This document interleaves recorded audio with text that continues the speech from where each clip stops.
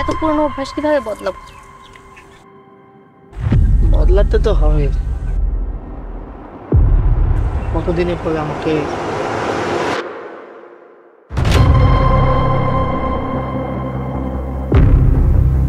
এটার জন্য ধন্যবাদ।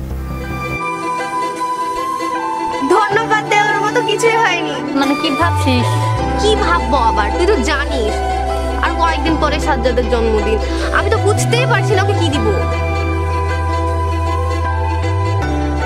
এই শার্টটা তুমি তোমার জন্মদিনের দিন পরে আমার জন্য আম বাগানে দাঁড়িয়ে থাকবা, ঠিক আছে?